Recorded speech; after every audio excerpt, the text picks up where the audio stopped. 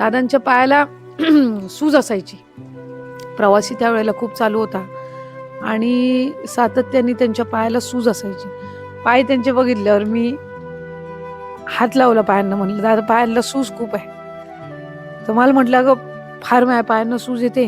मला डॉक्टरांनी एक बारकी गोळी दिली आहे, पण ती घेणंच होत नाही या सगळ्या गडबडीत." मी म्हटलं, "दादा, घ्यायला लागेल तुम्हाला गोळी, त्याच्याशिवाय सूज नाही उतरणार ही."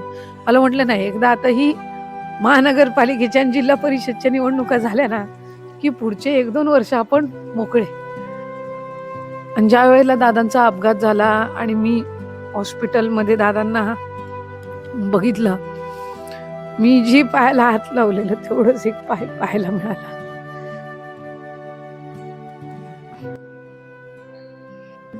लहानपणापासून ज्यांनी अजितदादांना पाहिलं आणि त्यानंतर अजितदादांच्याच मंत्रिमंडळात 2 वेळा मंत्रिपद भूषवलं, त्या राज्याच्या मंत्री आदित्यताई तटकरे आपल्यावर आहेत. ताई, दादांचं आणि तुमच्या कुटुंबाचं फार जवळचं रिलेशन होतं, कुटुंब स्नेहाचे संबंध होते आणि त्यानंतर तुम्ही मंत्री देखील झालात. कोणत्या वयापासून तुम्ही दादांच्या संपर्कात होता? मी जवळपास 11-12 वर्षाची होती जेव्हा मी दादांना पहिल्यांदा भेटली. राष्ट्रवादी काँग्रेस पक्षाची 99 मध्ये स्थापना झाली आणि काही महिन्यातच माझ्या वडिलांनी, तटकरे साहेबांनी, आदरणीय पवार साहेबांच्या आणि दादांच्या नेतृत्वाखाली राष्ट्रवादी काँग्रेस पक्षामध्ये त्यावेळेला काँग्रेसमधून प्रवेश केला. त्यामुळे खूप लहानपणापासून दादांना बघत आली. त्यावेळेसचा दादांचा एक वेगळा धाक, एक वेगळी भीती त्यांच्या अवतीभोवती असायची आणि संवाद कसा साधायचा ही भीती असायची. पण दादा नेहमीच त्यांच्या सहकाऱ्यांचं जे कुटुंब आहे, यांच्यासोबत कुठेही भेट झाली तरी संवाद साधणं, त्यांच्यासोबत बोलणं आणि कुठे ना कुठेतरी एकंदरीत दादांचं जे व्यक्तिमत्व, फार असे कमी नेते असतील की ज्यांचा कणखरपणा, त्यांचा धाक असेल, त्यांच्याबद्दलची भीती असेल, त्यांच्या आवाजातला दरारा असेल, ह्या सगळ्या गोष्टींना अ, गुण म्हणून स्वीकारणं आणि त्यांना एक परिपूर्ण नेतृत्व म्हणून त्या ठिकाणी त्यांच्याकडे बघणं, हे आम्हाला कार्यकर्ते म्हणून ते खरं तर पाहायला मिळालं, भाग्य मिळालं मी म्हणेन. कारण प्रत्येक नेत्याची आपापली एक वैशिष्ट्य असतात, गुणवैशिष्ट्य असतात. दादांची त्यामध्ये अनेक होती. अगदी त्यांची पंक्च्युअलिटी असेल, काम करण्याची पद्धत असेल, प्रशासकीय त्यांची पकड असेल कामांवरची किंवा एखाद्या म्हणजे बांधकामाबद्दलची त्यांची ती बारकाईनं जी दृष्टी नेहमी असायची, या सगळ्या बाबी आम्ही जवळून बघितल्या. आणि एक गोष्ट आम्हाला नेहमी दादांबद्दलची म्हणजे त्यांना 15-20 वर्षापासून अधिकपेक्षा कालावधीमध्ये म्हणजे मला ज्या वयापासून समजायला लागलं तेव्हापासून बघत असल्यामुळे एक-एक त्यांचे पैलू जे आहेत, हे समोर येणं, ते लोकांनी स्वीकारणं. म्हणजे दादांमधला जो रांगडेपणा असेल, दादांमधली जी बोलण्याचं म्हणजे भाषणाला उठले, की माहितीच की कोणा ना कोणाचं काहीतरी तिथं चुकलेलं असेल ते निघणारच. पण ती ऐकून घेण्याची किंवा दादांनी म्हटलंय म्हणजे ती फुलंच बरसल्यासारखं आहे. ही मान्यता ही फार कमी नेत्यांना किंवा व्यक्तिमत्त्वांना मिळते, की आम्हाला असं वाटायचं दादा ओरडलेत म्हणजे काम होणार. असं किती नेत्यांबद्दल असेल, की अरे ओरडलंय म्हणजे काम होणार ही सवय. तर ही एक दादांबद्दलची जी काही सगळ्यांनी आम्ही मनापासून मान्य केलेली आहे किंवा कालांतराने त्याच गोष्टींकडे आदराने बघणारी, ही अशी सगळी दादांचं म्हणजे व्यक्तिमत्त्वाच्या वेगवेगळ्या छटा आम्ही बघितल्या. पहिल्यांदा म्हणजे दादांशी थेट संवाद राजकारण म्हणून कधी झाला आणि तो किस्सा काय होता? मी पहिल्यांदा दादांसोबत राजकारणात आल्यानंतरचा पहिला ज्यावेळेला राष्ट्रवादी युवती काँग्रेसची स्थापना झाली, त्यावेळेला दादांचा जनता दरबार बघायला आम्ही जायचो. सकाळी 7 वाजताचा जुन्या पार्टी कार्यालयातला तो जनता दरबार असायचा आणि दादा 6:45 वाजता यायचे. मग आम्ही तिथं असायचो आणि आम्हाला त्यावेळेला म्हणजे साहेबांच्या आणि सुप्रियाताईंच्या पुढाकारातून आणि दादांच्या पुढाकारातून ती युवती संघटना स्थापन झालेली. आम्हाला सगळ्यांना विभागीय अध्यक्ष म्हणून पदांची नियुक्ती होती. सकाळी 6:15 वाजता नियुक्तीपत्र दादांनी आम्हाला दिलं होतं आणि सगळ्या वेगवेगळ्या भागातल्या आम्ही युवती होतो. मराठवाड्यातून आलेल्या, उत्तर महाराष्ट्रातून, पश्चिम महाराष्ट्रातनं, मी कोकणातून असेल, मुंबईतनं, अशी सगळी एकत्रितपणाने विदर्भातनं होते. अशी सगळी आम्ही काही रात्री ट्रेनने आलेल्या, काही पण सकाळी 7:00ला आम्हाला वेळ दिलेली होती. त्यामुळे त्या ह्याला आम्ही पोहोचणं, दादांचे जनता दरबार बघणं, मला वाटतं हे पहिलं राजकीय त्यांच्यासोबतचं हे असेल. आणि युवती मेळाव्याच्या वेळेला बरेच माझ्या इथं रायगडला युवती मेळावा झालेला. त्यावेळेला दादा एक राजकीय थोडं एक अवघड प्रसंगातून त्यावेळेला गेलेले होते. त्यामुळे सगळ्यांना असं वाटायचं, की दादा येतील की नाही? पण आमच्या वडिलांनी त्यांना फार की माझ्या इथे युवती मेळावा होतोय, ताई येतायत आणि तुम्ही पण असलंच पाहिजे. माझ्या जिल्ह्यातला आहे. आम्ही फार युवती वगैरे आम्ही सगळं हे करतो आणि त्यावेळेला एक संघटनेची यायची एक म्हणजे एक उत्साहच वेगळा असायचा. दादा आले आणि दादांच्या समोर ते सगळं युवतींचं सादरीकरण व्हायचं, भाषणं व्हायची. फार कौतुक करायचे आणि मला असं वाटतं, की तरुण पिढीमध्ये नेतृत्व घडवणं हे एक दादांचं जी काही कौशल्य होतं किंवा त्यांची एक आवड होती, की नवीन-नवीन मुलं राजकारणात घडली पाहिजेत आणि खुल्या मनाने प्रशंसा करणारा नेता. म्हणजे आवडलं तर हो आणि त्याच्यात काही चुकलं तर हे दुरुस्त कर, मग पुढच्याला आणखीन चांगलं होईल. तर ही फार कमी नेत्यांमध्ये ही बारकाईनं याची म्हणजे अ, बघण्याची हे जे दादांमधले गुण होते. मी आमदार झाली त्यावेळेला सुद्धा पहिलं विधान भवनामध्ये बोलायच्या वेळेला मी सगळे तरुण मंडळी होतो. म्हणजे त्यावेळेला मी असेन, धीरजजी असतील, अ, नंतर आदित्यजी, प्रणितीताई आमच्यापेक्षा सीनियर 2 टाइम. पण ही आम्ही पहिल्या टर्मची ऋतुराज असेल, अतुल बेनके, प्राजक्त तनपुरे आम्ही सगळी पहिल्या टर्मची सगळी मंडळी, झिशान आम्ही सगळ्या त्यांना वाटायचं, की आम्ही सगळ्यांनी पहिल्यांदा नागपूरच्या अधिवेशनामध्ये सभागृहात बोललं पाहिजे. तर बाप क्रमांक कसा बोलायचा, पान क्रमांक बोलायचं, मग बजेटवरचं भाषण सुरू करायचं. पहिला विभाग कुठल्या विभागावर आपण बोलतोय, हे सगळं आम्हाला दादांनी शिकवलं. अनेकदा रात्री 11-11, 12-12 वाजेपर्यंत आम्ही पहिले टर्मचे त्यावेळेला आमदार होतो. आमचा नंबर लागायचा नाही. पण दादा शेवटच्या आमच्याचं बोलणं होईस्तोवर त्यावेळेला सुनील शेळके, टिंगरे अण्णा पहिल्या टर्मचे आम्ही सगळे. आमच्या सगळ्यांचं बोलणं होईपर्यंत दादा उठायचे नाहीत. म्हणायची, "माझी लेकरं आणखीन बोलायची आहेत. ते बोलून झाल्यावर मी सभागृहातनं उठीन." डबा मागवायचे आमच्यासाठी घरून आणखीन. तर ते सगळं म्हणजे अगदी म्हणजे वडिलांसारखं म्हणजे वडील जसे एखाद्याला मार्गदर्शन करतील किंवा बारकाईनं त्याच्या चुका काढून त्याला सुधारण्यासाठीच्या सूचना देतील. ही सगळं आम्हाला दादांकडून मिळालं. वडिलांचा धाक असायचा का दादांचा जास्त धाक असायचा? दादांचा. दादांचाही असायचा, वडिलांचाही आहे आणि दादांच्या निगडीत कार्यक्रम असायचा त्यावेळेला तर दोन्ही बाजूंनी धाक असायचा. आणि अ, एक एखाद्या आपल्या नेत्याचा आपल्याला स्वभाव कळला, की त्याला काय आवडतं, काय नाही आवडत. त्यामुळे मग कार्यकर्ता म्हणून आपली पण क्षमता त्या पद्धतीनं तयार व्हायला लागते, की आपल्याला आपल्या नेत्याला ही गोष्ट आवडते, ही नाही आवडत. तर नाही आवडत ते आपण अव्हॉइड केली पाहिजे. जे आवडतं त्या गोष्टीकडे आपण प्राधान्य दिलं पाहिजे.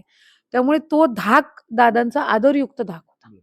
तर त्या अनेक म्हणजे अशा असंख्य आठवणी आहेत कुठली दादा. आठवण एखादी?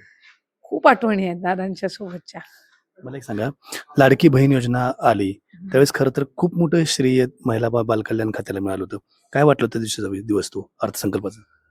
दादांनी 28 जून रोजी 2024 मध्ये ती योजना घोषित केली. फार ऐतिहासिक आणि दादा म्हणायचे, "कसं आपण आधी ती इतक्या कमी वेळात इम्प्लिमेंटेशन करणं फार मोठं आव्हान असणार आहे." पण दादांचं मार्गदर्शन होतं. आम्ही सगळे निर्धास्त होतो. मला आठवतंय पहिलं वयोमानाचा टप्पा आम्ही 21 ते 60 घेतला होता. ज्यावेळेला दादांकडे प्रेझेंटेशन झालं, त्यावेळेला दादा म्हणले, "ते 65 पर्यंत करा दीदी." कारण 65 पासून पुढे ज्येष्ठ नागरिकांना वेगवेगळ्या योजना मिळतात. तर 21 ते 65 हा वयोगट आपण घेतला पाहिजे आणि म्हणून ते 5 वर्षाचा आणखीन वयोगट वाढवला आणि त्याच्यातला आणखीन 7-8 लाख लाभार्थी त्या वयोगटातल्या वाढल्या. खरं तर ही योजना आली आणि बराचसा ड्रास्टिक चेंज झाला कारण सरकार विरोधात वातावरण होतं आणि ह्या एका योजनेनं सगळं वातावरण बदललं. ते दादांनी कसं सांगितलं? फार बारकाईनं म्हणजे दादा म्हणायचे, "आदिती आपण ऑगस्ट महिन्यात रक्षाबंधनला पहिलं देतोय डी सगळं प्रोसिजर तिथपर्यंत झाली पाहिजे." मी म्हटलं, "दादा तुम्ही तिघंही यात." म्हणजे शिंदे साहेब त्यावेळेला मुख्यमंत्री होते, फडणवीस साहेब उपमुख्यमंत्री आणि दादा. म्हणलं, "तिघांचंही बारकाईनं लक्ष आहे आणि आम्हाला तुम्हाला तिघांनाही महाराष्ट्राचे 3 भाऊ म्हणून त्या ठिकाणी सगळ्या बहिणींसमोर त्या रक्षाबंधनच्या दिवशी न्यायचंय." त्यामुळे विभाग म्हणून आम्ही 4-4, 5-5 वाजेपर्यंत त्यावेळेला पहाटे कार्यालय उघडं असायचं. दडपण वाटायचं? दडपण वाटायचं कारण दादांनी बजेटची तयारी करून ठेवली होती. आमची तांत्रिक तयारी नाही झाली, तर त्याच्याने कुठं अडायला नको. त्यामुळे ते व्हायचं. पण जेव्हा पहिला डीबीटी आम्ही पहिला कार्यक्रम बालेवाडीला घेतला होता. पहिला डीबीटी झाला. मला आठवतंय आणखीन, की तिघही होते आणि दादा म्हणजे आम्ही रॅम्प तयार केला होता, की सगळ्या भगिनी भेटू शकतील, तिघांनाही हात मिळवू शकतील. दादांना हात मिळवून स्टेजवर यायला आम्ही सगळे पुढे गेल्यानंतर 10-15 मिनिटं लागलेली. म्हणजे इतकं सगळ्यांना ती उत्सुकता होती, की दादांसोबत हात मिळवायची आणि इतक्या राख्या बांधायच्या असायच्या तिघांनाही त्या दादांना आणि ते दादांचं त्यावेळेला असं रंगाचं जॅकेट असायचं. मला आठवतंय बजेट त्यांनी त्या जॅकेटमध्ये सादर केलेलं. मग आम्ही आग्रह धरला, की बजेटमध्ये तुम्ही लाडक्या बहिणीची योजना त्या जॅकेटमध्ये जाहीर केली आहे. मग सगळे मेळावे त्या जॅकेटमध्ये झाले पाहिजेत. दादांनी 12-13 जॅकेट त्या रंगाचे शिवून घेतले आणि प्रत्येक मेळावा आमचा त्या ह्याला झाला. त्यामुळे कार्यकर्त्यांचं किंवा असं एखादा हट्ट जर त्यांनी संघटनेच्या दृष्टीने केला किंवा कार्यक्रमात, तर दादा ते हट्ट पुरवायचे. तोच हट्ट एका मंत्र्याचा पण पुरवला होता क्रिकेट मॅचला जाण्यासाठी. काय बोलता? नाही असे म्हणजे अनेक मी म्हटल्याप्रमाणे दादा काय सुट्टीचा काय किस्सा होता? मी कधी सुट्टीला जायची, तर मी दादांना त्याच्या 1 आठवडा आधी पत्र लिहायची किंवा 10 दिवस आधी पत्र लिहायची, की मला दादा 2-3 दिवसाची किंवा 4-5 दिवसाची सुट्टी पाहिजे. तर त्यावेळेला मी शासकीय कामकाजासाठी नसीन. तर दुबईला इंडिया व्हर्सेस पाकिस्तानची त्यावेळेला सेमीफायनल होती आणि मला फार इच्छा होती जायची. मी सुट्टीसाठी दादांना पत्र लिहिलं. आमची कॅबिनेटच्या आधी प्री कॅबिनेट असायची. मग दादांनी ते पत्र वाचलं, "तुझं पत्र आलंय आदिती सुट्टीसाठी?" मी म्हणलं, "हो, मला जरा 4 दिवस जायचं." तर मला म्हटलं, "का चालली तू?" मी म्हटलं, "मॅच बघायची मला." "कुठली मॅच आहे?" म्हटलं, "इंडिया व्हर्सेस पाकिस्तान." "हां, मग जावं लागतंय." म्हणायचे, "हां, ठीक आहे, ठीक आहे, जा." मग त्यांनी सही केली पत्रावर, म्हणजे मान्य नाही का सुट्टी बरोबर. असं. आणि मग नंतर मग मी गेली आणि आली त्याच्यानंतर मी त्यांना फोन केला, "मी परत आली आहे उद्यापासून मी ऑफिसमध्ये आहे" वगैरे. आणि आमचा 1 मेला मराठी दिनाचा कार्यक्रम आम्ही ठेवला होता. त्यात अनेक मान्यवरांचे दादांच्या हस्ते सत्कार होते. प्रदेशनी तो कार्यक्रम आयोजित केला होता. आयोजनाची जबाबदारी माझ्याकडे होती. मी जायच्या आधी पण बरीच तयारी केलेली, आल्यानंतर पण 2 दिवस होती. त्यात अशोक सराफ सरांचा आम्ही सत्कार केलेला, दिलीप वेंचरकर सरांचा केलेला, वैशालीताई सामंत असतील. मग ते सगळा उल्लेख करत असताना ज्यावेळेला वेंचरकर सरांबद्दल दादा बोलत होते, त्यावेळेला भाषणात बोलून गेले, "मला क्रिकेटची आवड आहे." म्हणजे स्वतः त्यांना म्हटले, "मला स्वतःला क्रिकेटची आवड आहे, तटकरे साहेबांना आहे. ह्या आदितीला पण फार आवड आहे. ही पण मॅचेस बघायला जाते." आणि मी म्हटले असे, की मी म्हटलं, "मला नाही जायला मिळत तर लेक जाते." मग मी तिला म्हटलं, "जा." असे अनेक हे असायचे. मला आठवते मग आमच्या कबड्डीच्या कार्यक्रमाला निलेश लंकेंचा पक्षप्रवेश होता आणि आमच्या नॅशनल लेव्हलच्या कबड्डीच्या स्पर्धा होत्या. दादा कबड्डी असोसिएशनचे अध्यक्ष आणि ते लंकेंचा प्रवेश तिथं असताना दादा आमच्या इथं कबड्डीच्या सामन्यांना आलेले. क्रीडाबद्दल दादांना प्रचंड आवड होती आणि मग लंके म्हणले, "मी दादा नाही आलेत, मी प्रवेश नाही करणार." 25,000-30,000 लोकं जमले आहेत. जयंत पाटील साहेब तिथे गेले होते. आणखीन मला वाटते दिलीप वळसे पाटील साहेब गेले होते. मग दादांनी व्हिडिओ कॉल केला. व्हिडिओ कॉलनी त्यांचा प्रवेश तिथं हे केलं आणि म्हटले, की "मी हे झाल्यावर पहिला कार्यक्रम तुझ्या इथे येईन, पण आता तू प्रवेश कर." आणि मग तसा प्रवेश. अशा अनेक दादांच्या बद्दलचे खूप आठवणी आहेत आणि जेवढा त्यांचा आवाज असा कडक होता, तितकंच ते व्यक्ती म्हणून मनाने फार हळवे होते. त्यांना अनेक असे प्रसंग आम्ही बघितले, की असं कोण म्हटलं कोणाच्या घरात असं दुःख हे झालंय, तर ते असं त्यांना हळवेपणा. हळवेपणा असायचा. अरे, म्हणजे नाही का असं. तर हे फार क्वचित यांच्यामध्ये असतं, हे दादांमध्ये होतं. दादांची शेवटची भेट कधी झाली?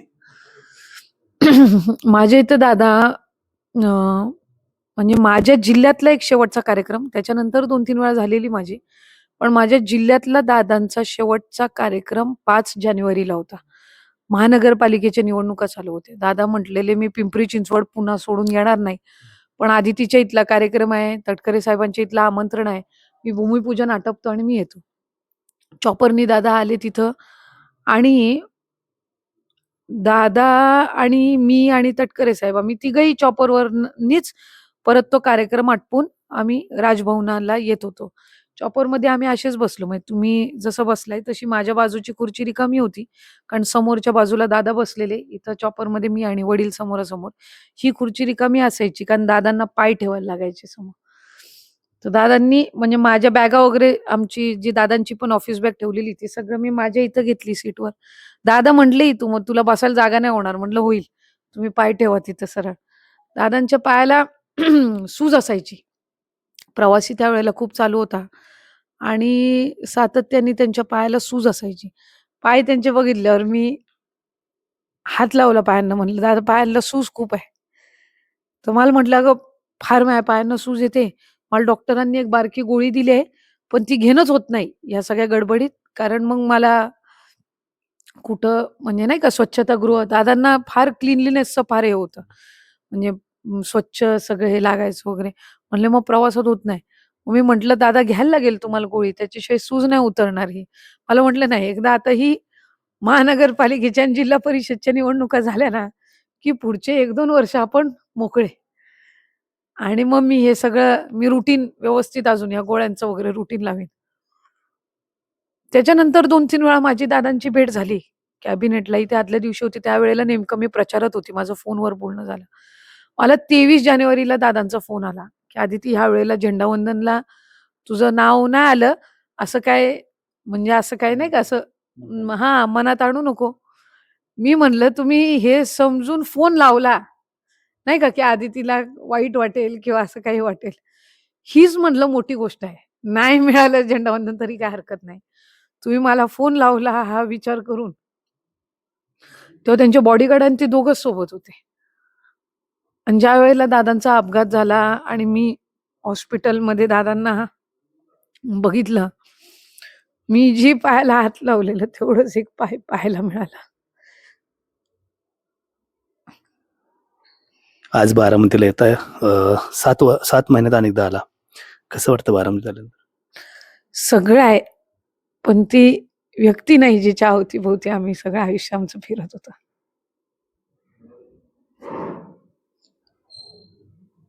तर ह्या होत्या अदिती तटकरे. अजितदादांच्या आठवणींचे अनेक किस्से त्यांनी सांगितलेले आहेत.